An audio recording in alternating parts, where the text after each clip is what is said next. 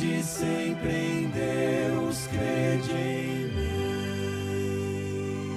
Há mansões na casa de meu Pai, e vou preparar-vos um lugar.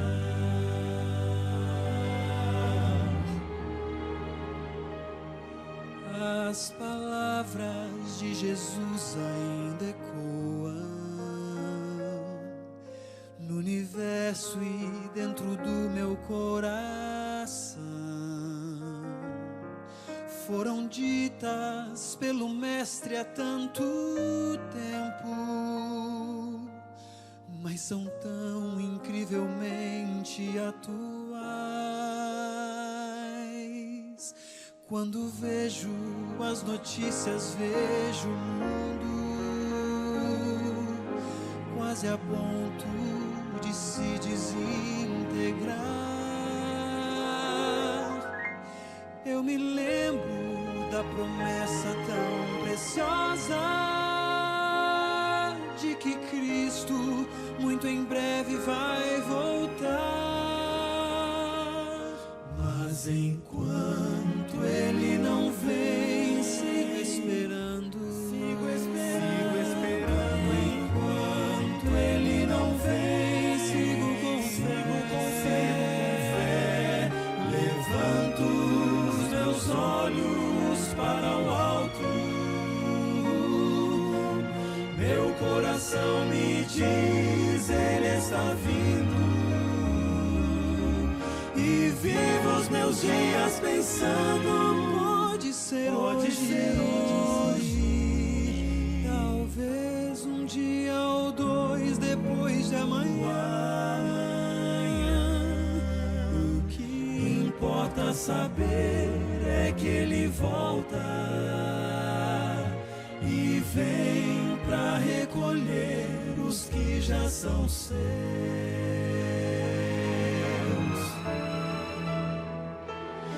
Meu maior desejo um dia é abraçá-lo e lançar-me aos seus pés em gratidão. Contemplá-lo face a face como os anjos e tocar as mãos feridas lá na cruz. Quando penso que este dia está chegando, quando o mal já não mais existirá, eu me animo e renovo as minhas forças, na certeza de que o céu será meu lar. Mas enquanto Ele não vem, sigo esperando. Enquanto Ele não vem, sigo com fé. Levanto os meus olhos para o alto. Meu coração me diz, Ele está vindo. E vivo os meus dias pensando, pode ser hoje. Talvez um dia ou dois depois de amanhã. O que importa saber é que Ele volta e vem pra recolher os que já são seus. E vem pra recolher os que já são seus.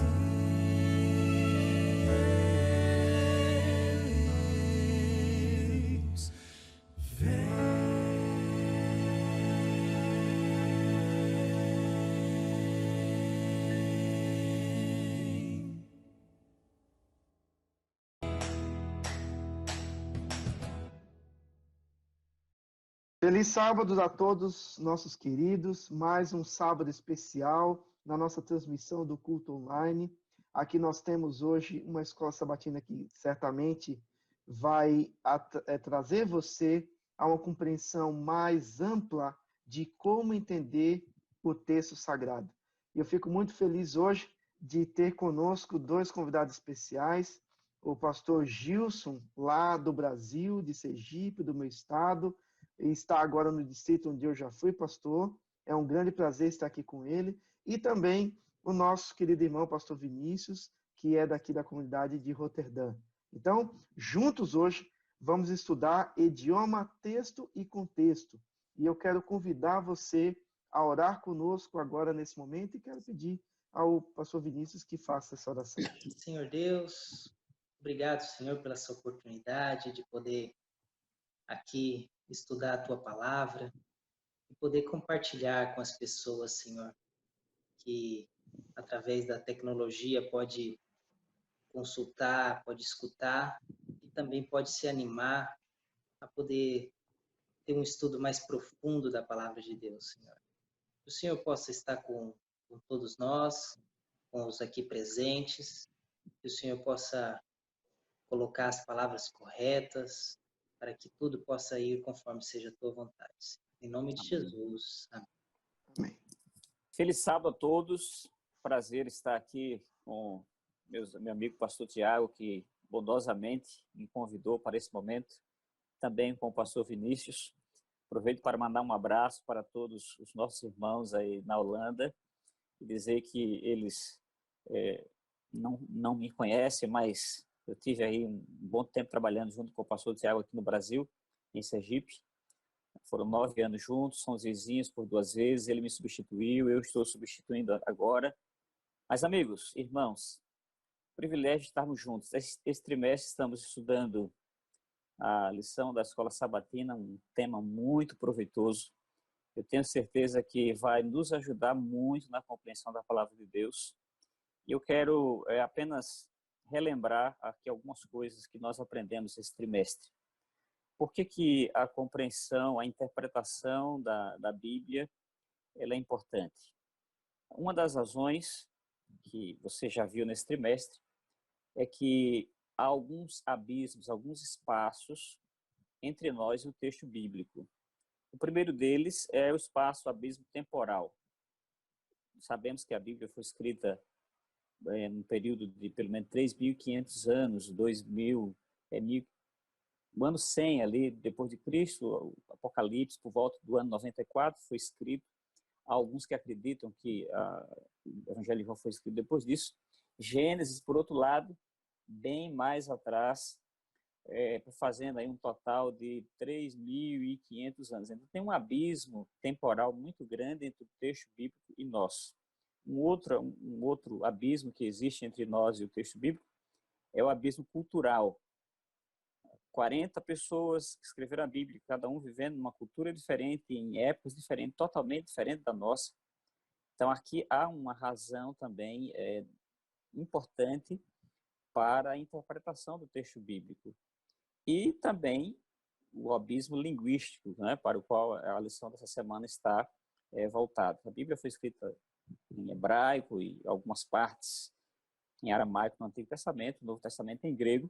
Então, temos aqui razões indispensáveis que nos levam ao estudo e à interpretação do texto da Bíblia. E nós vamos aprender um pouquinho, recapitular através da lição dessa semana, sobre idioma, texto e contexto. A lição traz que, embora existam mais de 6.000 línguas faladas entre os bilhões de habitantes do mundo, a Bíblia completa foi traduzida para mais de 600 idiomas. Praticamente, embora não esteja ainda traduzida para todas as línguas, ela está à disposição no mundo todo. E principalmente hoje em dia, com os usos das tecnologias, dos aplicativos, as pessoas têm a Bíblia de fácil acesso na mão, no bolso, para onde quer que a pessoa for, a Bíblia está à disposição. Então, temos aqui, sem dúvida, estima-se que 1,5 bilhão de pessoas não tenham ainda nenhuma parte traduzida da Bíblia. Vamos pensar um pouquinho. dizem os pesquisadores que toda tradução ela é uma interpretação. Essa nossa conversa aqui, enquanto eu falo e vocês me ouvem, vocês estão me interpretando também, ok? Então, quando a Bíblia for traduzida para essas novas línguas que ainda restam, elas também vai requerer que seja traduzida, e nesse processo de tradução também haverá interpretação. Então, quando a Bíblia chegar nas mãos dos leitores, como tem chegado nas nossas, vai requerer de nós algumas ferramentas, algumas atenções especiais para a compreensão correta daquilo que o autor disse, qual era a intenção do autor no princípio, e como essa intenção do autor, ao ser colocado no texto bíblico, como isso pode ser aplicado para nós que vivemos no século XXI. Mesmo dentro da nossa própria língua, nós temos versões diferentes da Bíblia. Por exemplo, se você pega a revista corrigida, você tem algumas palavras que hoje elas não se usam mais. Debalde. O que significa debalde? Né? Quando Satanás vai falar com Deus sobre Jó, ele fala debalde teme Jó, Senhor. E a palavra debalde significa em vão, ou seja, sem nenhum interesse. Então, eu estou exatamente agora fazendo uma interpretação da própria língua portuguesa. Então, há uma complexidade na transmissão do texto bíblico, porque ao você pegar o texto original e traduzir numa língua, não é só você automaticamente, igual você bota no Google Tradutor e já sai uma palavra qualquer. Ela não é direta. Há um contexto ali. E aquele que faz a tradução bíblica, ele precisa levar em conta o contexto para transmitir não só palavras secas, mas sim o ensino que ele traz dentro do contexto imediato. Pastor Vinícius. É bem bacana essa ideia que os reformadores não tinham as ferramentas que hoje a gente tem, né? Ferramentas vamos falar um pouco durante esse estudo, ferramentas que podem nos ajudar a ter uma compreensão melhor da palavra de Deus, e reformadores que sacrificaram até a mesma vida, o tempo. Também lembrando aí o João Ferreira de Almeida, que esteve aqui na Holanda com 16 anos, foi o primeiro a traduzir a Bíblia em português. Então é bem bacana saber esse contexto, tudo que passaram os reformadores, para que hoje a gente possa ter a Bíblia traduzida no nosso idioma e em vários tipos de tradução para fazer comparações, para chegar a uma compreensão melhor do texto. Agora, amigos, essa questão de tradução, línguas originais, etc., para aqueles que não têm acesso a isso e ouvem essas coisas, podem ficar preocupados. Espera aí, eu tenho que saber hebraico e grego para interpretar a Bíblia? Não necessariamente, né? Porque já tem pesquisadores que fazem isso. Se você quiser beber da fonte dos pesquisadores, ok, é bom também. Se quiser beber da fonte original, você pode pesquisar e estudar aí diretamente aos textos originais. Entretanto, a Bíblia diz em 2 Timóteo 3, 16, 17, que ela foi escrita para o ensino.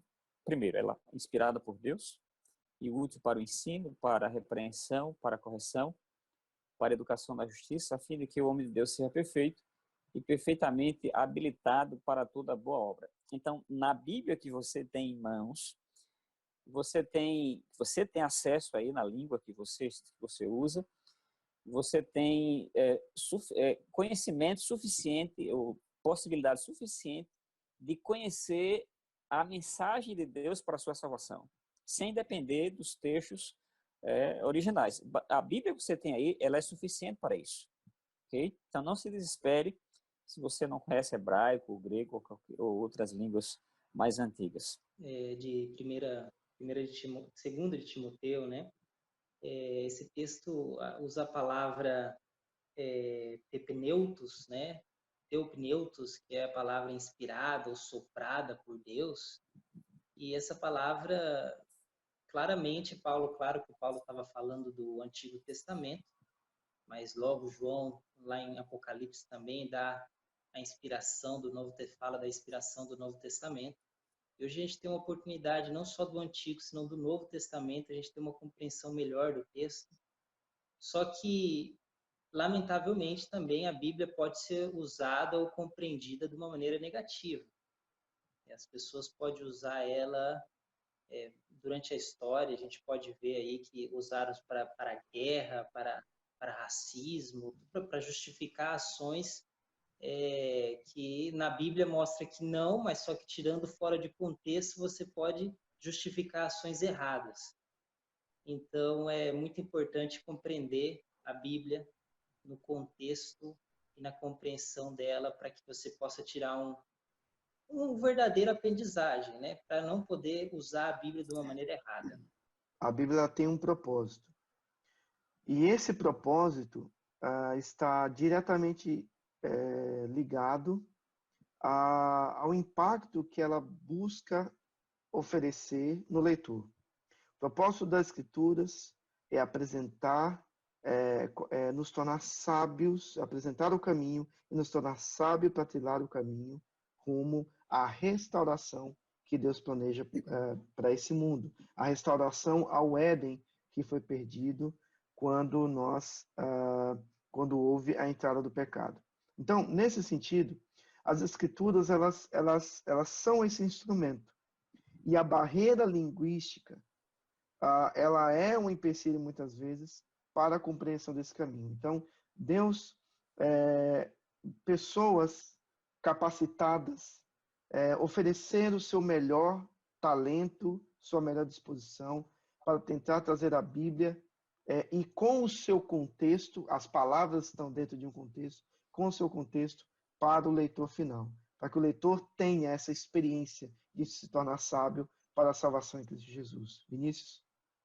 Então, e é importante, né? A gente falou sobre o uso dos idiomas que foram escritos, o hebreu, o aramaico, o Antigo Testamento, o Novo Testamento no grego, e você vê uma compreensão evangelística muito maior no Novo Testamento pelo fato de usar um idioma que era universal na época, né? Onde muitos falavam esse idioma e usa o grego koiné, que é escrito a Bíblia, e é bom para você ver a compreensão que a Bíblia não tem só um valor de um povo, senão de também um alcance a todos. E no texto a gente pode ver, né, no grego, e também ela foi traduzida, né, que a gente conhece o texto a Bíblia da Septuaginta, e foi traduzido o Antigo Testamento também em grego, para que todos pudessem ter acesso a essa Bíblia com função e sabendo usar ela de uma maneira correta, né? Sabendo que a Bíblia foi para redimir a humanidade e para salvar a humanidade. Vamos contextualizar. Jesus encontra 2 discípulos no caminho de Emaús, no domingo da ressurreição. E eles estavam tristes, estavam chorosos. E Jesus se aproxima deles e eles não percebem que Jesus pergunta a eles qual a razão, né, de tanta tristeza. Eu estou usando agora as minhas palavras para traduzir o que está escrito lá. E eles ficam abismados e questionam Jesus. Você é o único que, estando aqui, não sabe dos outros acontecimentos. Resumindo, eles esperavam que o Messias viesse para reinar em Jerusalém, libertar o povo judeu do cativeiro romano e fazer com que Israel dominasse o mundo. Foi nesse contexto em que João e Tiago pedem para ficar um do lado, outro do outro, no reino de Cristo. Os evangelhos dizem que foi a mãe deles que pediu isso. Eu estive em Jerusalém ano passado, lá no Monte das Oliveiras, do lado ali no Monte das Oliveiras, no sopé do monte, tem um cemitério de judeus, que eles acreditam que quando o Messias vier, eles vão ressuscitar, serão os primeiros a entrar no reino do Messias. Agora, por que os discípulos tiveram essa compreensão? Tinham essa compreensão, não somente estes, mas também aqueles outros que estavam mais próximos de Cristo, os apóstolos, porque os judeus ensinaram, a liderança judaica ensinou, que os textos do Antigo Testamento que falam da vinda do Messias em glória, que se referem à segunda vinda do Messias, a segunda vinda de Cristo, eles aplicaram à primeira vinda. E os discípulos, eles estavam cheios desses ensinos e acreditavam também assim. Ou seja, as pressuposições, o conhecimento que eles tinham, embora tivessem ouvindo as palavras de Cristo, diretamente de Cristo, levou-os a uma compreensão diferente do texto bíblico, levou a uma compreensão diferente.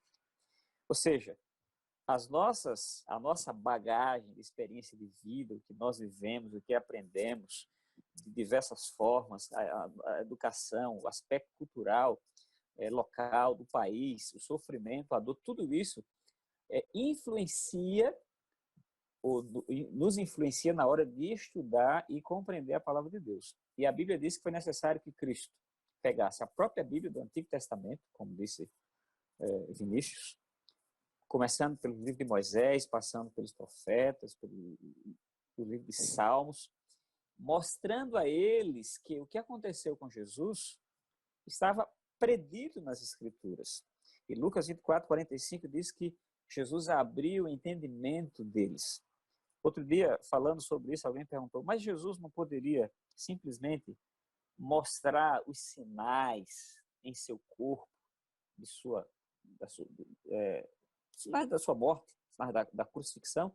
Ele poderia. E os discípulos talvez de fato acreditassem que Jesus havia ressuscitado. Mas vejam, o propósito de Cristo não é nos levar ao conhecimento da palavra de Deus através de sinais, de milagres, mas através da compreensão da palavra de Deus.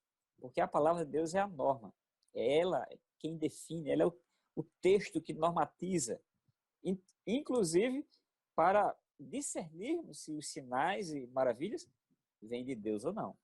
Então, é importante que nós leiamos a Bíblia, estudemos a Bíblia, para termos a compreensão correta da palavra de Deus. O alfabeto hebraico, ele é muito reduzido. E aí depois você tem o grego, que é amplo até demais. Mesmo numa língua bastante reduzida, onde uma palavra tem vários significados dependendo do contexto onde ela é inserida. E numa outra língua, onde praticamente cada coisa, cada pensamento e cada tipo de ação, ela tem uma palavra ou uma conexão específica, o Senhor usou pessoas para transmitir a sua mensagem, transmitir a verdade e transmitir sabedoria para a salvação. E eu pergunto, pastor Gilson, quais são os cuidados e os detalhes interessantes do hebraico ou do aramaico que nós devemos prestar atenção em estarmos buscando entender o texto bíblico? Olha, o significado das palavras é importante. Eu, quando estudo a Bíblia, eu gosto muito dos verbos. Eu busco o significado dos verbos, porque eles têm lições importantes para nós. Mas há lições também nas conjunções, nos sinais, nas preposições. Tudo isso tem um significado. A Bíblia, quando o texto de 2 Pedro 1:21 diz que os homens santos falaram da parte de Deus, movidos pelo Espírito Santo, significa que o Espírito Santo que inspirou o profeta, ele não deu as palavras para o profeta, okay? Porque a inspiração não é verbal. A ideia de inspiração verbal, ela vem do período clássico e é o modelo teológico clássico que foi absorvido pela Igreja Católica, que é o modelo da filosofia, que foi absorvido também pelo modelo evangélico, protestantismo evangélico, especialmente os presbiterianos, porque esse modelo da inspiração verbal leva à inerrância da Bíblia. Eles acreditam que Deus ditou palavra por palavra. E Deus não fez isso. A inspiração é do pensamento, conforme diz o Espírito de Profecia, conforme nós cremos. Então, o profeta, ele usa as suas palavras para transmitir a mensagem que ele recebeu. Entretanto, a expressão movidos pelo Espírito Santo indica que o Espírito Santo conduziu o profeta para que, na escolha das palavras que o profeta livremente escolheu, a escolha dessas palavras não corrompesse a mensagem, a revelação que lhe foi dada por Deus. Okay? Isso é importante entender. Então, a palavra em si, a gente não pode simplesmente se apegar ao significado de uma palavra isolada. Porque a palavra, ela pode mudar de significado dependendo do contexto. E nós vimos aqui na lição dessa semana que a palavra misericórdia, ela tem várias traduções, ela é traduzida de diversas maneiras, inclusive como fidelidade, com bondade, benevolência. A depender do contexto, ela tem um significado diferente. Fale, Vinícius. Então, falando dessa palavra, né, que nos leva ao nosso guia de estudo, a palavra Sheset, que é a palavra misericórdia, ela tem um significado tão profundo que uma simples tradução pode tirar o significado dela. A gente acabou de mencionar, né, fazer uma tradução assim de palavra por palavra, tirando do contexto cultural, contexto que está levando a frase, que está levando a palavra, pode tirar o verdadeiro significado. Mas mesmo assim, às vezes, até a língua hebraica, que é uma língua que eu também acredito que é uma língua limitada, humana, até a língua hebraica pode ser limitada para poder explicar a palavra a misericórdia de Deus ou o tamanho do amor de Deus. Então, dentro disso, eu encontro dificuldades, né? Eu acho que muitas pessoas encontram dificuldades na hora de estudar a Bíblia, fala, como que eu posso, se eu não conheço o hebraico, você acabou de mencionar, nem o grego, mas a gente tem ferramentas que pode usar e pode nos ajudar para poder ter uma compreensão melhor. Por exemplo, um dicionário bíblico, tem dicionários bíblicos muito bons, comentários bíblicos que nos pode ajudar a ver o contexto e a compreender a palavra, o verdadeiro significado dela. Como o Vinícius disse, nenhuma tradução vai captar todo o significado de uma palavra. Okay? O que é dito da Bíblia, o Espírito de Profecia diz que é dito também da encarnação de Cristo. Cristo tem uma natureza divina humana e a Bíblia também tem uma natureza divina humana. Então, para que Deus pudesse interagir com o homem, Deus se torna homem e fala na linguagem que o homem pode entender, através de Jesus Cristo. E aí revela todo o plano da redenção. Jesus é a revelação completa, perfeita de Deus. Ele veio exatamente para revelar a Deus. A Bíblia também é a revelação de Deus. E Deus inspira os homens e desce o nível do homem, né? Baixa o nível. O homem não pode elevar-se ao nível de Deus. Nem mesmo na eternidade nós nos elevaremos ao nível de Deus. Mas Deus, eu estou usando a linguagem comum agora, didática, né? Para que se faça entender. Deus baixa ao nível do homem e, através da inspiração, ele transmite a revelação da sua palavra. E aí o homem capta essa linguagem cognitiva que Deus lhe dá e, pelo Espírito Santo, coloca no papel. E agora nós, que não somos profetas, que estamos no século XXI, com todos esses abismos que eu mencionei no início, temporal, linguístico, cultural, agora nós pedimos a iluminação do Espírito Santo para entender o que está escrito. Os termos técnicos, eles são importantes, mas não são tão relevantes para a pessoa comum do dia a dia. O mais importante, queridos, é a mensagem que nós vamos aprender. Há uma palavra hebraica para misericórdia? Ok, mas no contexto que eu estou lendo, você pega a Bíblia lá em Miqueias 7:20, ou Salmo 57:3, nesse contexto aqui, o que é que ela significa para nós? O texto está aí, ok? Benevolência, fidelidade, bondade, às vezes até misericórdia mesmo, né? Uma vez eu me lembro que eu estudei sobre o que significava a palavra bem-aventurado, né? Também. E era uma pessoa que não tem mais, olha para os seus lados e não consegue achar um motivo para lamentar algo da vida. Então, a palavra shalom significa um estado onde a pessoa olha para os lados e vê que todos os seus planos foram encaminhados, estão encaminhados, sua família está bem, ele está num completo estado de bem-estar e plenitude. Eu me lembro também, agora já só uma parte no grego, quando eu estava fazendo um sermão sobre a oração do Senhor, eu me lembro de ter estudado a palavra Senenkes, para entender o que quando ele diz assim, não nos deixe cair em tentação.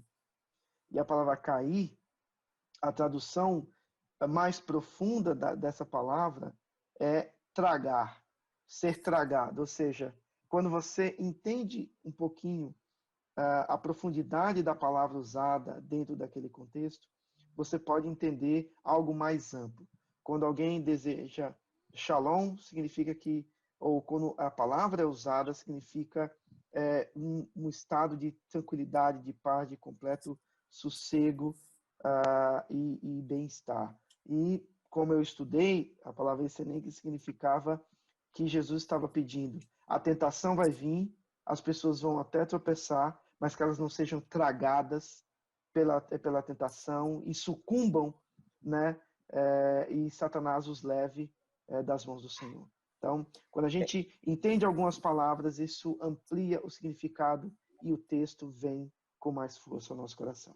Sabemos que as palavras têm um valor dentro do seu contexto e a gente pode aprender doutrinas importantes, teologias importantes, se a gente vai encontrando conjuntos de palavras que nos levam a uma compreensão de doutrinas importantes na Bíblia.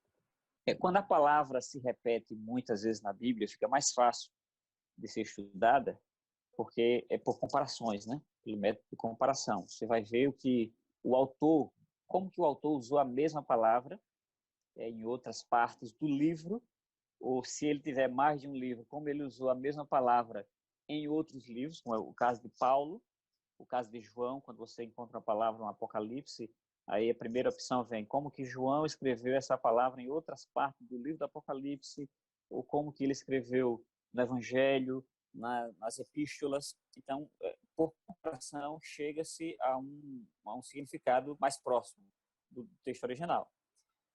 O mais difícil é quando a palavra aparece só uma vez. Fica mais difícil e requer mais pesquisa, mais estudos. Por exemplo, no Apocalipse tem uma expressão que aparece somente 2 vezes. No grego é nai amém. Nai amém. A palavra amém é a mesma em várias línguas. Eu não sei se em holandês ela é amém também. Mas é amém no hebraico, é amém no grego, no português. Então tá lá, nai amém, em Apocalipse 1:7, traduzido como certamente amém.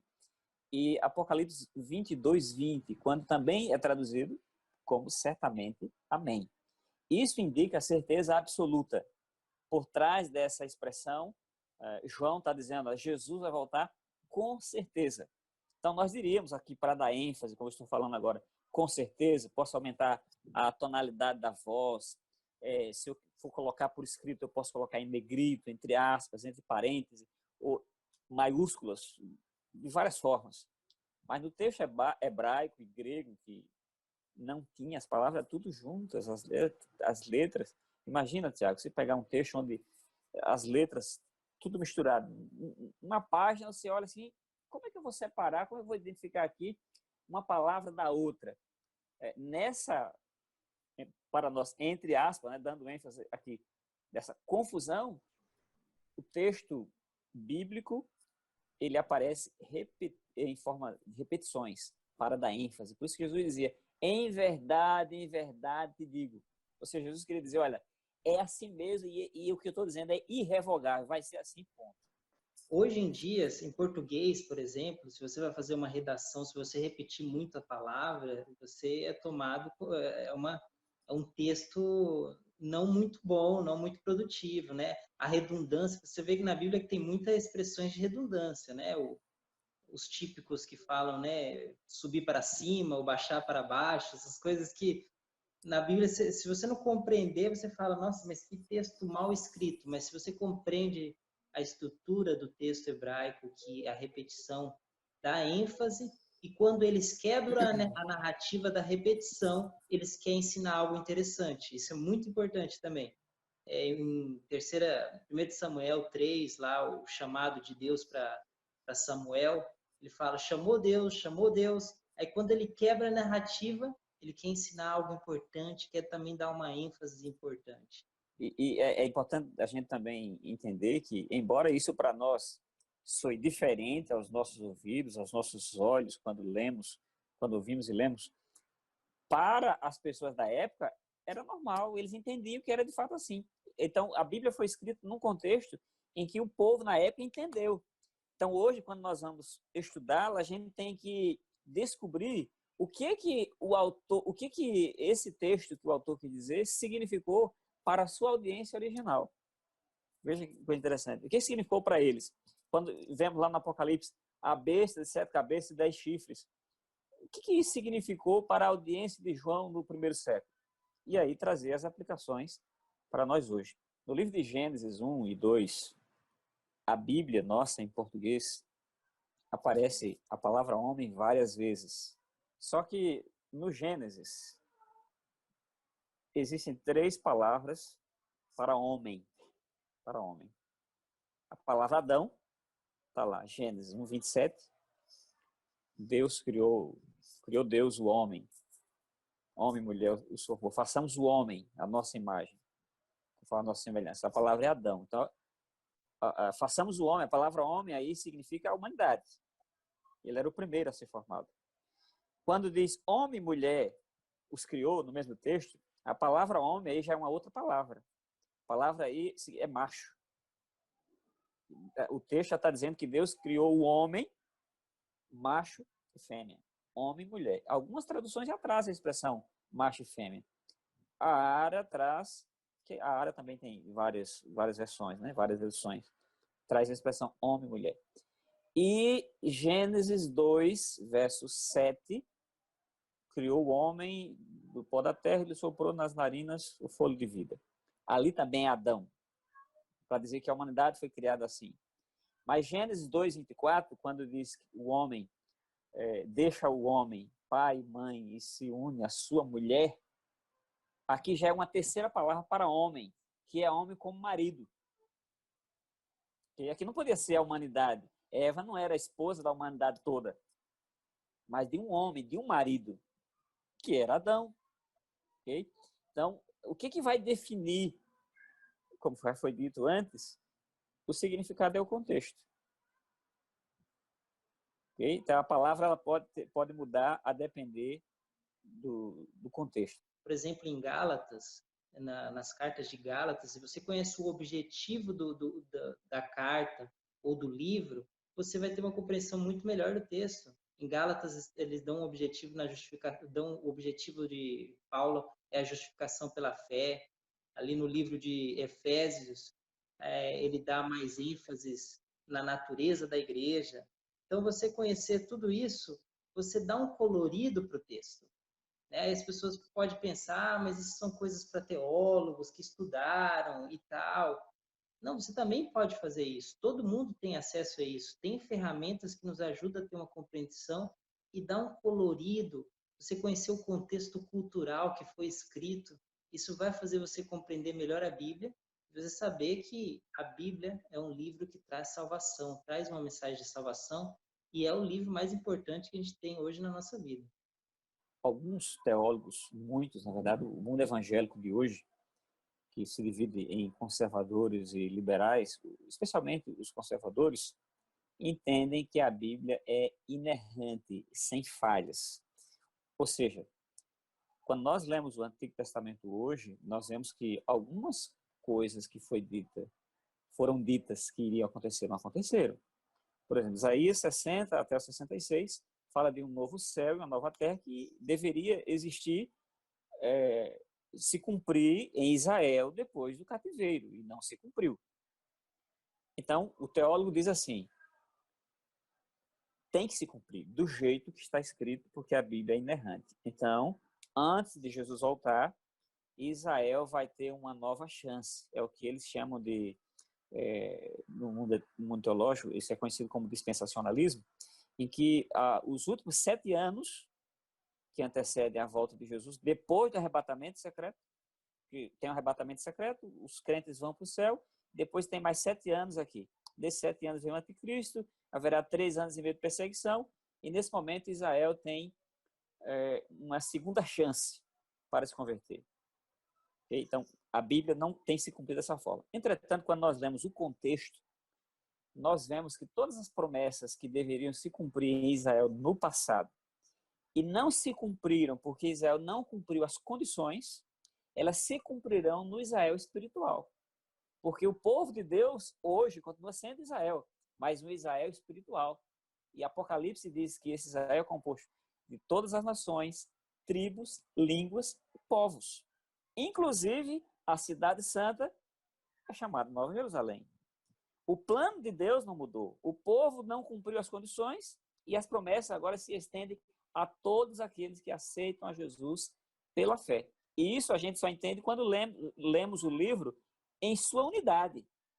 Se apegarmos apenas um texto isolado, então nós iremos acreditar que, de fato, Israel vai ter uma segunda chance, porque aquele povo ainda vai se converter. Como eu disse, o cemitério ali que tem no Monte das Oliveiras, o povo vai ressuscitar para o reinado do Messias, etc.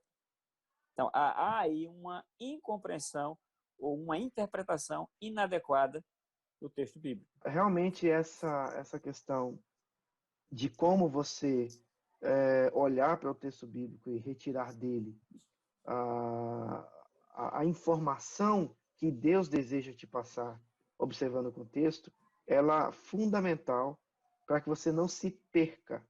E é, infelizmente, pela falta, às vezes, de atenção nesse ponto, que muitas pessoas, mesmo usando a Bíblia, cometem graves erros interpretativos, né? Vou dar um exemplo muito clássico.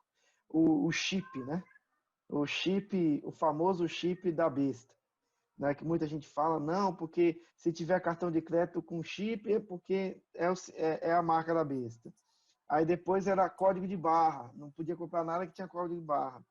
Então, as pessoas começam a tentar encaixar a interpretação, quando, se você olhar com carinho e ir ao texto, você vai encontrar uma repetição dessa mesma expressão marca na testa e na mão, que está lá em Êxodo, no capítulo 13, no verso também 16. Apocalipse 13, 16, Êxodo 13, 16. Você chega lá, você vai ver Deus falando, olha, faz o sacrifício aos primogênitos que eu preservei no Egito, para que fique uma marca na testa e na sua mão de que eu, Senhor, que os libertei, eles são consagrados a mim.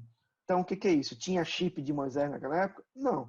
Então, também não vai ter no final, não é chip, né? Ali é uma compreensão, uma decisão e uma atitude, e isso será uma marca. Quando as pessoas tomarem uma decisão contra, aí vai para a marca da besta, ou a favor do Senhor, e é o selo de Deus. Não é algo físico, é algo uma decisão pontual de cada ser humano no último conflito. Da minha última conclusão, é importante a gente saber o sacrifício que fizeram os nossos antepassados reformadores, né? Eu digo antepassados em questões de fé, né? Porque compartilham a mesma fé que nós.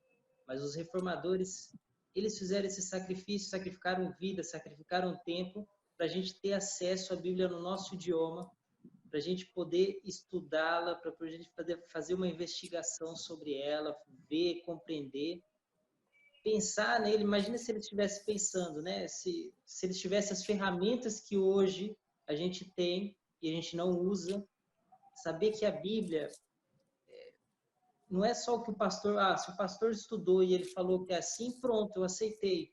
Não, vou ver na Bíblia se realmente é assim. Eu ir mesmo na Bíblia, buscar. Os reformadores fizeram para que a gente possa ter acesso, já não seja somente o líder espiritual ter acesso, senão todos ter acesso à compreensão da Bíblia e aprender dela, né? Eu quero terminar com um verso de Romanos 15, verso 4, que diz: pois tudo quanto outrora foi escrito para o nosso ensino foi escrito, a fim de que pela paciência e pela consolação das Escrituras tenhamos esperança. A Bíblia foi escrita para nós, embora não tenhamos vivido naquela época, a Bíblia chegou até nós com o propósito de nos trazer esperança nesse mundo difícil que a gente vive, cheio de sofrimento, dor e morte, e principalmente nos prepararmos para a volta de Jesus.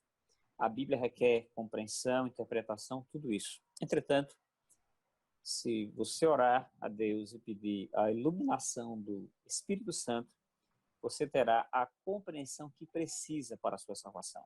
Se quiser compreender um pouco mais, quiser cavar um pouquinho mais, obviamente vai precisar estudar um pouco mais. E quanto mais estudar, mais benefício você vai ter para a sua vida. Então, que Deus nos abençoe e nos ajude a estudar a Bíblia diariamente, a entendê-la e, principalmente, a praticá-la. Eu quero agradecer a você que esteve conosco até aqui, que acompanhou esse estudo da lição. Quero agradecer ao pastor Vinícius, ao pastor Gilson, por ter nos ajudado a recapitular essa lição importantíssima que apresenta o texto sagrado com todas as dificuldades naturais da transmissão do texto bíblico até os dias atuais e como a barreira da língua precisa ser considerada para que possamos entender melhor a palavra de Deus e chegar à verdade que há em Cristo. Mas é claro que devemos sempre lembrar que a Bíblia foi guiada, a sua escrita, pelo Espírito Santo. E esse mesmo Espírito está à sua disposição nesse momento para ajudar a conseguir encontrar a verdade, para tornar-se sábio para a salvação e também para ter esperança. Eu quero não só convidá-lo que fique conosco para a continuação, daqui a pouco teremos o sermão com o pastor Évero Donato, e eu gostaria de, nesse momento, convidar o pastor Gilson que fizesse a oração para encerrar a lição da Escola Sabatina desse sábado. Pai querido, tua mão esteve conosco nesse estudo. Temos a certeza de que estarás também com os irmãos ali na Holanda, estarás com o teu povo, toda a terra que deste sábado estuda, recapitula a lição. Que teu Espírito nos traga iluminação para compreendermos qual a tua vontade, qual o teu plano para a nossa vida. E mediante o poder do teu Espírito, sejamos os teus instrumentos para ensinar a tua palavra aos nossos amigos, aos nossos familiares, aqueles com os quais convivemos. Abençoa o pastor Tiago, seu ministério, ali na Holanda, o pastor Vinícius também, os familiares deles e os nossos também, em nome de Jesus. Amém.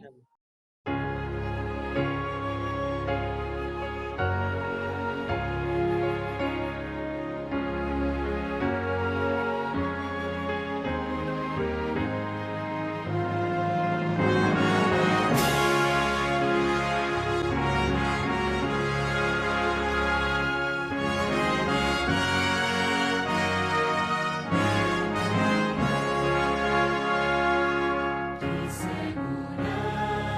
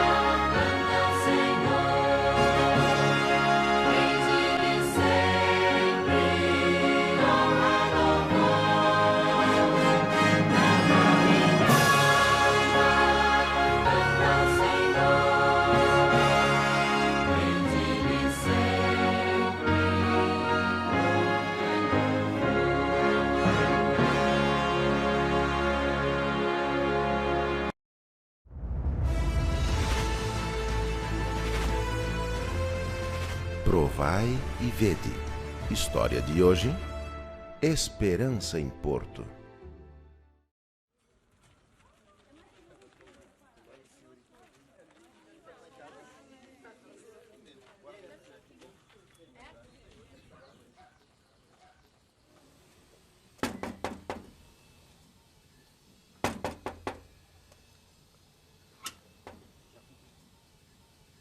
Bom dia, senhor Aniceto. Bom dia. Nós conversamos com sua neta Estela e ela pediu para que a gente viesse aqui conversar com o senhor sobre a possibilidade de nós podermos ficar aqui hospedados na sua casa durante o período do Caleb. Ah, sim, ela me falou. Na minha casa é muito simples, minha filha. Mas tem uma cama e um chuveiro quente para vocês. Obrigada. Foi assim que José Aniceto teve um contato mais próximo com os irmãos adventistas. Ele observava aqueles jovens pregando, visitando lares e foi se interessando mais em conhecer a igreja. Ao caminhar pela rua perto de sua casa, observou que havia uma obra recém-começada e ficou sabendo que era a construção da futura igreja adventista de Porto de Galinhas. Você sabe quanto tempo os Caleb vão passar aí? Eles falaram? Não, mas Estela pediu com tanto carinho que não podemos negar. É, eles são jovens cristãos e precisam do nosso apoio. Será que eles sabem que nós não somos adventistas?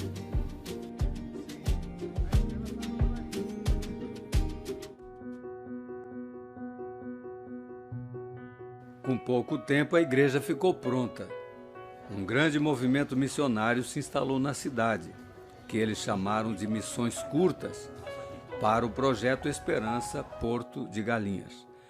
Além da implantação dos pequenos grupos, houve várias feiras de saúde, nas quais eram oferecidos uma grande quantidade de serviços à comunidade. Aniceto estava cada vez mais impactado com a presença da igreja em sua cidade. Começou até a fazer parte de um pequeno grupo, onde se estudava a Bíblia de uma maneira muito prática, e os novos amigos que fez muito o ajudaram a entender temas da Bíblia que até então não conhecia. Ele estava tão entusiasmado com aquela verdade que passou a estudar a Bíblia em sua casa. Até sua esposa, que muito se interessava por aquele movimento da igreja, chegou a participar com ele das classes bíblicas. Esse é um momento muito especial na vida do nosso querido irmão. Aniceto não teve dúvidas de que deveria tomar sua decisão ao lado de Cristo. Com muita alegria no coração, ele foi batizado na nova igreja que foi construída em Porto de Galinhas. Te batizo em nome do Pai, do Filho e do Espírito Santo. E a igreja diz... Amém.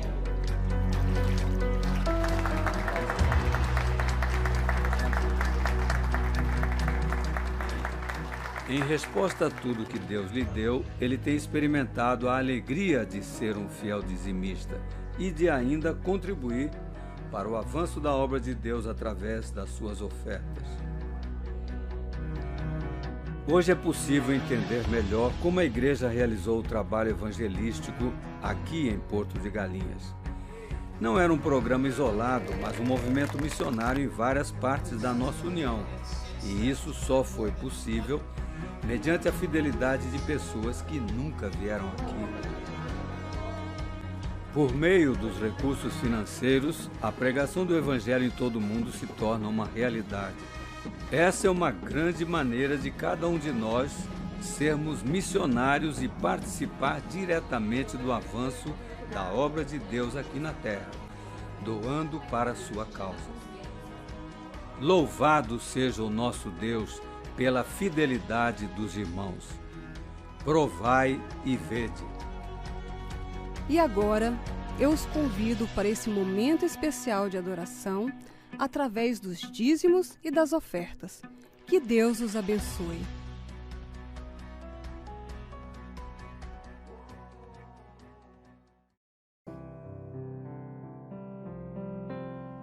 Santo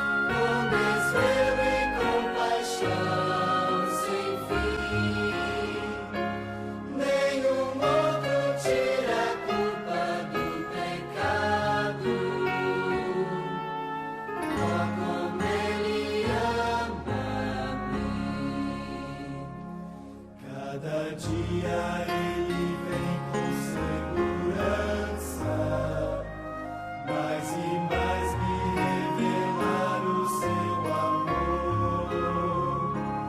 Como até no compreender completamente esse dom tão divinal restaurador.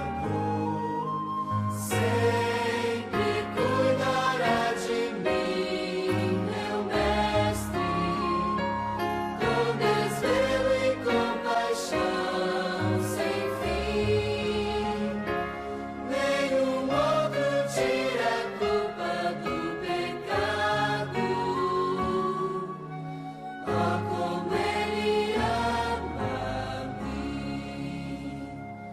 Meu maior desejo agora é honrá-lo, proclamar o que ele fez pra me salvar, e cantando esse amor inigualável, quero a Deus a minha vida consagrar. Sempre cuidará de mim, meu mestre, com desvelo e compaixão sem fim. Nenhum outro tira a culpa do pecado. Oh, como ele ama-me.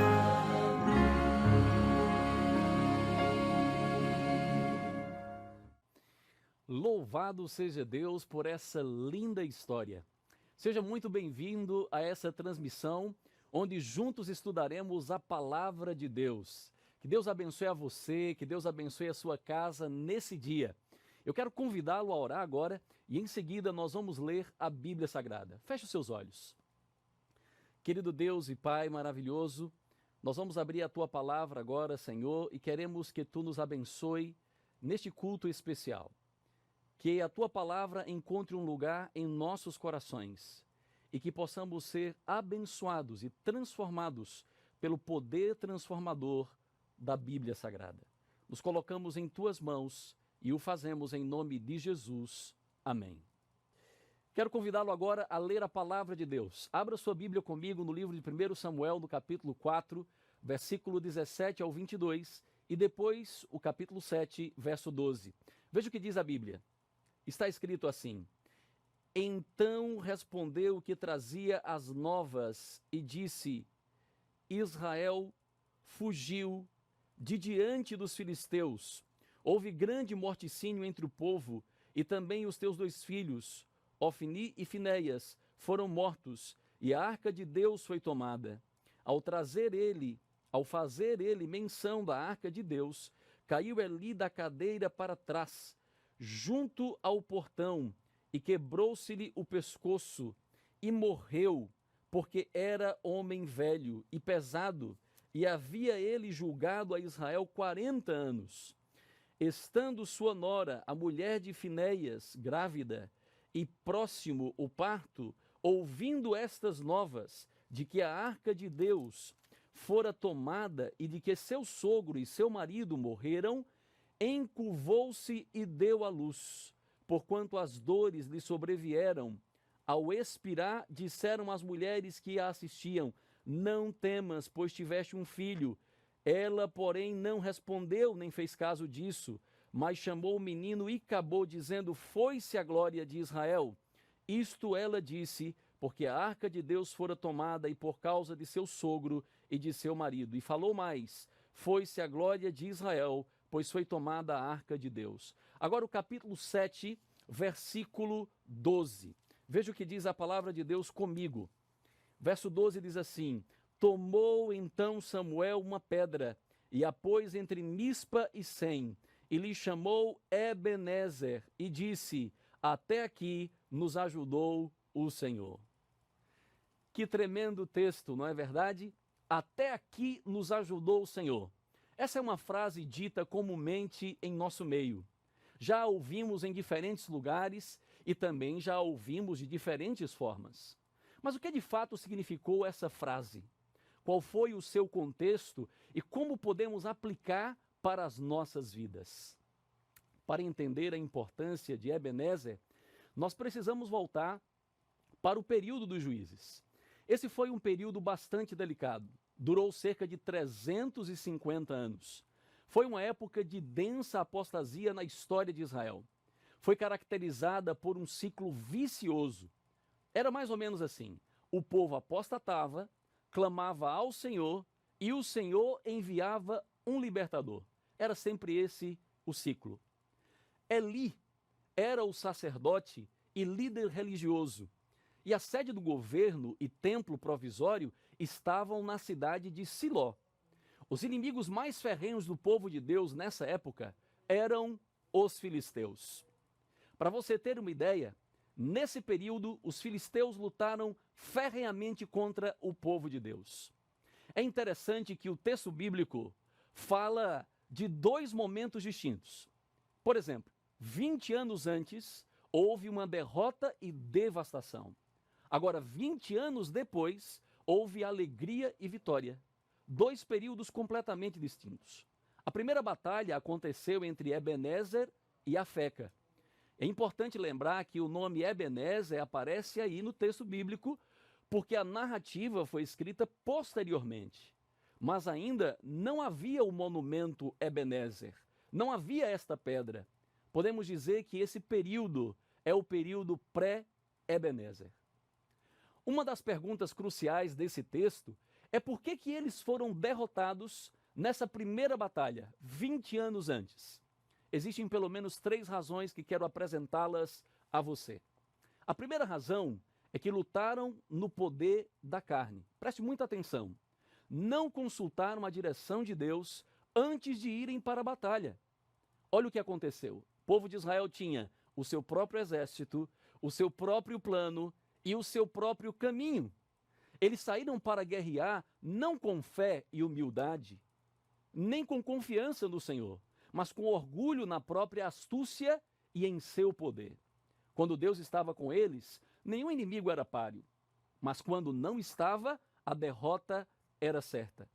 Na primeira investida, eles perderam 4.000 homens, e na segunda, 30.000, totalizando aí 34.000 homens que tiveram as suas vidas dizimadas nesse conflito. A semelhança, amigos, desse povo que amargou a derrota, quantos de nós também temos caído diante do inimigo por estarmos lutando no poder da nossa própria força?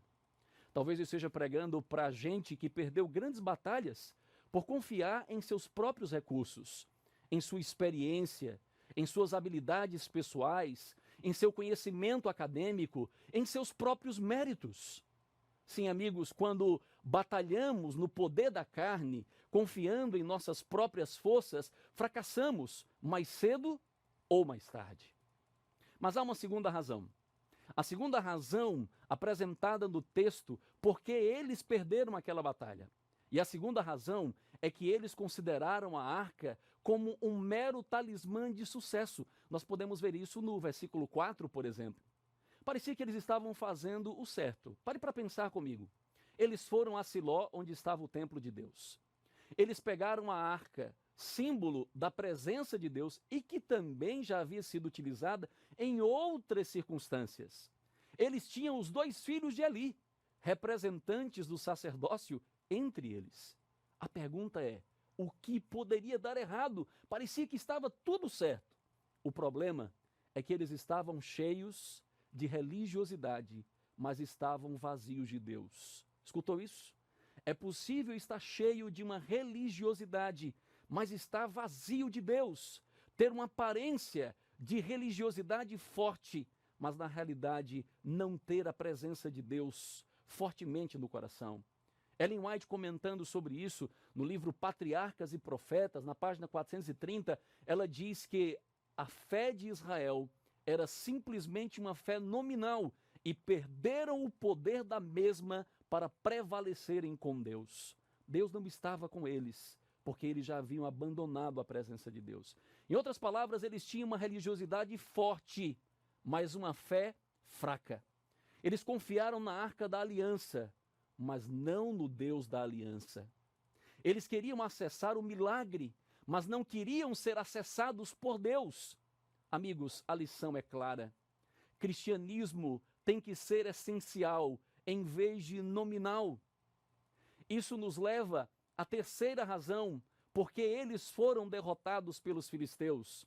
Simplesmente eles tinham uma religiosidade forte, mas uma fé fraca, na razão número 2. Mas na razão número 3, é que eles perderam a glória de Deus. O texto diz que foram mortos 30.000 homens na segunda investida, incluindo os filhos de Eli, e a arca de Deus foi tomada pelos filisteus. A mulher de Finéias, que estava grávida, ela deu à luz e colocou o nome do menino de Icabô, que quer dizer simplesmente foi-se a glória ou inglório. O nome do menino foi dado em circunstâncias difíceis para dizer que a glória de Deus não habitava mais entre eles. Amigos, a presença de Deus sempre deve ser considerada a maior bênção. Já a perda de sua presença e de seu poder controlador sobre o mal deveria ser temida como a mais terrível calamidade. Para o povo de Israel, foi-se a glória de Deus por causa da dureza do seu coração, da insensatez, do orgulho, da inveja, da vaidade, da idolatria e de muitos outros pecados ocultos e acariciados. Será que eu estou pregando hoje para alguém que está vivendo o seu Icabô? Alguém que está vivendo o seu período inglório? Alguém que nessa crise perdeu o seu negócio, está mais pobre? Perdeu um ente querido por causa do coronavírus? Está afastado da igreja de Deus e vivendo os dias mais inglórios de sua existência? Eu quero dizer para você que não se desespere. Deus abre portas onde só vemos paredes. Seus dias inglórios estão para terminar, porque Ele é especialista em nos proporcionar novos começos. A Bíblia diz que a arca ficou em poder dos filisteus por 7 meses. E Deus lhes enviou uma epidemia de tumores. Os filisteus não aguentaram e enviaram a arca para Bet-Semes. E de lá ela foi levada para Kiriat-Jearim, onde permaneceu por 20 anos. Isso está em 1 Samuel, capítulo 7, verso 2. Agora, já imaginou você 20 anos sem experimentar a glória de Deus? Vivendo seus dias mais sombrios? Talvez eu esteja pregando para alguém que está vivendo seus dias mais sombrios e está também afastado do Senhor já há muito tempo. Eu posso dizer com toda certeza que esse período, esse primeiro período, é o período pré-Ebenezer. É um período de derrota bélica, moral e espiritual. É de fato um período inglório para Israel. Mas felizmente há o próximo período. E esse período nós vamos chamar de período Ebenezer. Esse período Ebenezer é um período interessante, porque esse foi o período em que o povo de Deus novamente entrou em batalha contra os filisteus. Mas agora eles se tornaram vencedores. A pergunta é, o que os levou a serem vitoriosos? Veja, 20 anos atrás, derrota e desilusão. 20 anos depois, vitória e glória. Qual foi a diferença? Quais foram as causas da vitória? Há pelo menos 3 também. A primeira razão está no verso 5. Vamos ler? Eu quero ler com você primeiro Samuel, no capítulo 7, e o verso é o verso 5. Veja o que diz a Bíblia. Disse mais Samuel, congregai todo Israel em Mispa, e orarei por vós ao Senhor. Você entendeu?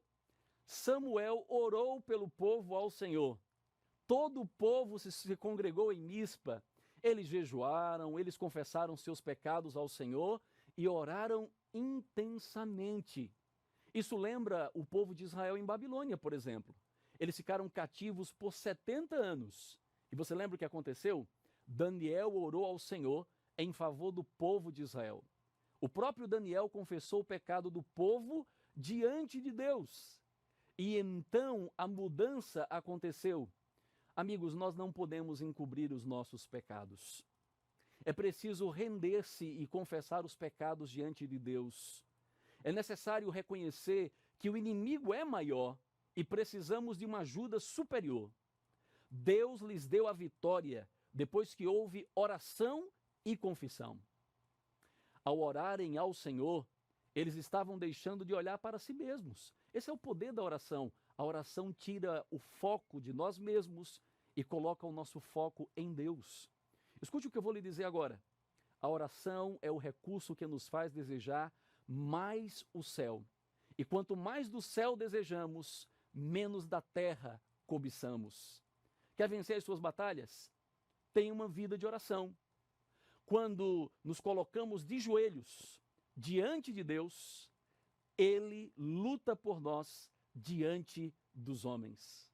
Em primeiro lugar, eles oraram ao Senhor e confessaram os seus pecados. Estou pregando para alguém hoje que precisa também fazer mais uso da oração, dessa poderosa ferramenta celestial que está à sua disposição.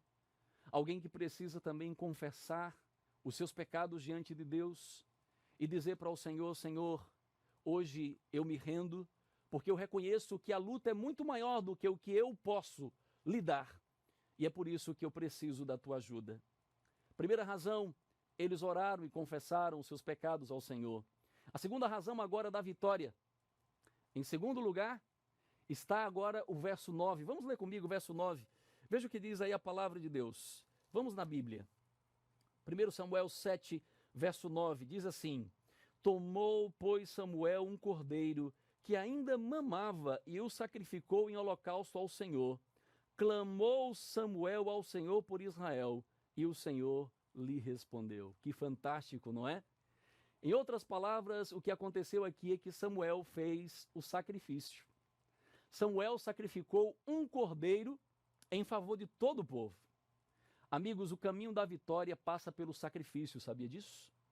Houve derramamento de sangue para que o povo fosse perdoado.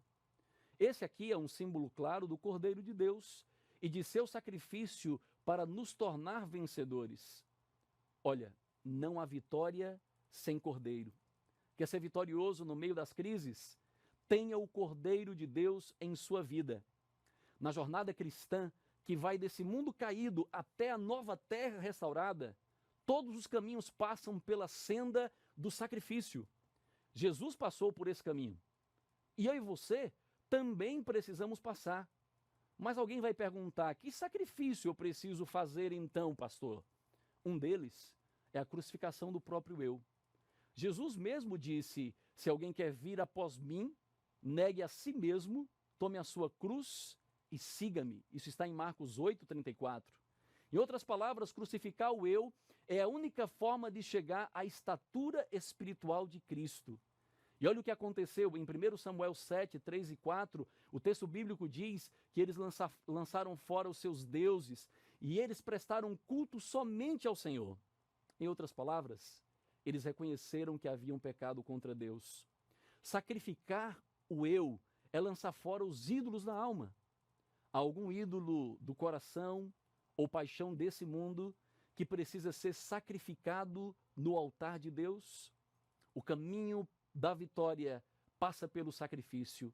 E é por isso que essa foi a segunda razão sobre a qual eles triunfaram sobre os filisteus. Mas há uma terceira razão. Essa terceira razão está no verso 12. Eu lhe convido a ler mais uma vez. Verso 12. Tomou então Samuel uma pedra e a pôs entre Mispa e Sem, e lhe chamou Ebenezer e disse: até aqui nos ajudou o Senhor. A vitória, amigos, foi concretada. E sabe o que aconteceu? Samuel ergueu um memorial ao Senhor. Enquanto Samuel oferecia o sacrifício, os filisteus avançaram contra os israelitas, mas o Senhor os atacou com fortes trovoadas. Eles ficaram em completa confusão e a Bíblia diz que eles fugiram. Os israelitas os perseguiram, matando-os pelo caminho. Você percebeu o que aconteceu aqui? Deus, sem auxílio humano, sozinho, resolveu o problema. Olha, lembre-se disso. O que importa não são as circunstâncias, mas Deus dentro das circunstâncias. Por mais difícil que seja o teu problema, coloque Deus no começo. e ele cuidará do final. Agora o povo de Israel havia aprendido, por isso eles estavam vencendo os filisteus. Agora, para concretizar a vitória, era necessário um marco, um memorial que tivesse a assinatura do seu autor, do autor daquela vitória. Então, Samuel pegou uma pedra e a ergueu entre Mispa e Sem, e deu-lhe o nome de Ebenezer, dizendo: até aqui nos ajudou o Senhor. O nome quer dizer literalmente pedra de socorro ou pedra de ajuda. Esse era um costume antigo entre patriarcas e reis. Eles erigiam altares, monumentos com pedras. A primeira coisa que Noé fez ao sair da arca, você vai se lembrar, foi levantar um altar ao Senhor. Isso está em Gênesis 8:20. Quando os egípcios perseguiram o povo de Deus e pereceram no Mar Vermelho, Moisés e o povo levantaram um cântico memorial ao Senhor por tão grande livramento. E quando Josué cruzou o Rio Jordão, você se lembra? Josué cruzou o rio com o povo de Israel rumo a Canaã, mas pediu que fosse retirado do leito seco do Jordão 12 pedras de dentro do rio, e ele fez um memorial a Deus, de forma que quando as gerações futuras perguntassem o que significavam aquelas pedras, então os mais antigos diriam que o Senhor represou as águas do Jordão. Você percebe? O Senhor tem feito grandes coisas por nós. A pergunta é: quantas pedras Ebenezer temos erigido em nossas vidas? Quantos monumentos e marcos do poder e da graça de Deus temos levantado? Eu e você temos razões suficientes para levantarmos monumentos Ebenezer em várias etapas da nossa vida. Ebenezer, amigos, era um memorial da ajuda e do socorro de Deus em um tempo difícil. Ao olhar para aquela pedra, as pessoas se lembrariam que ali os filisteus foram definitivamente derrotados. Sabe, tudo isso nos leva a pensar agora que aquele memorial, o memorial Ebenezer, ele teve um marco fundamental na vitória contra os filisteus. Mas o memorial Ebenezer, ele passou. Em Israel, não se encontra mais aquele monumento físico. Estamos hoje, amigos, no período pós-Ebenezer e também precisamos de nossa pedra de ajuda. O apóstolo Paulo diz que Jesus é essa pedra de ajuda. Ao escrever na primeira carta aos Coríntios, no capítulo 10, verso 3 e 4, Paulo diz que eles beberam todos de uma mesma bebida espiritual, porque bebiam da pedra espiritual que os seguia, e a pedra era Cristo. Você entendeu? Essa pedra viva é Jesus. Em outras palavras, Cristo é o nosso Ebenezer. Ele é a nossa ajuda e socorro nos momentos mais difíceis. Eu sei que estou pregando hoje para você que está enfrentando o seu momento mais difícil e sombrio. O seu Icabô, seus dias inglórios, como nós já falamos. Eu sei que talvez você esteja com medo da pandemia. O que vai ser o meu futuro no amanhã? Como vamos lidar com tudo isso? Talvez você está com medo, com incertezas, inseguro. Estou pregando para alguém que está depressivo e não sabe mais o que fazer. Deixa eu dizer algo para você. Fique em paz, meu amigo. Contemos com Cristo todos os dias. Ele é o nosso marco de vitória. Talvez precisemos vencer alguns males da carne, alguns vícios, algumas mentiras, ganância, violência, frieza espiritual, negligência, enfim, tantas coisas. Do que nós precisamos? Nós precisamos do nosso Ebenezer. Precisamos de uma experiência com Cristo, capaz de ser uma marca de uma nova trajetória. Precisamos que Cristo seja essa pedra de ajuda em que Ele diz, em que nós podemos dizer daqui para frente, até aqui nos ajudou o Senhor. Essa pedra de ajuda precisa ser colocada no lugar principal da nossa vida. precisa ser um marco em nosso coração. Essa pedra tem o tamanho do nosso vazio, o tamanho da nossa necessidade. Amigos, Ebenezer é um marco que deve nos lembrar que o Senhor é fiel. Lembre-se que Jesus foi o nosso Ebenezer levantado lá na cruz do Calvário diante de todo o universo.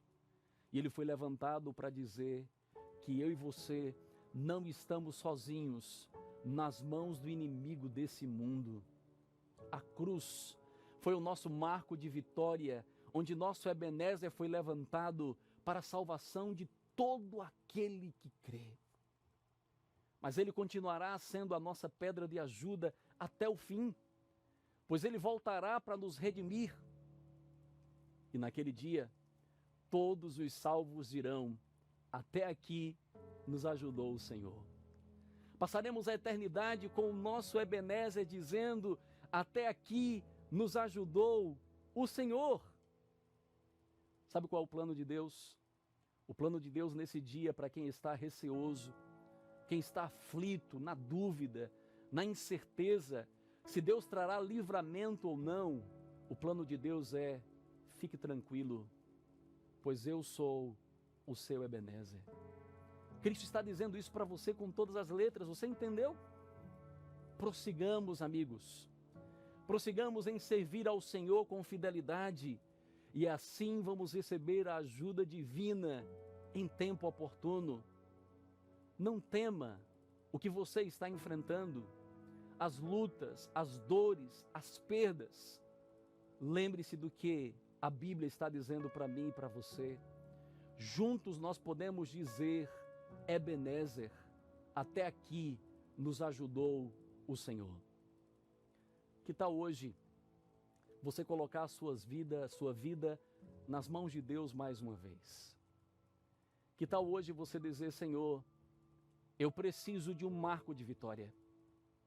Eu preciso, no meio desta crise, ter o meu próprio Ebenezer, ter a minha pedra de ajuda, que marca um novo começo na minha história. Esse é o teu momento.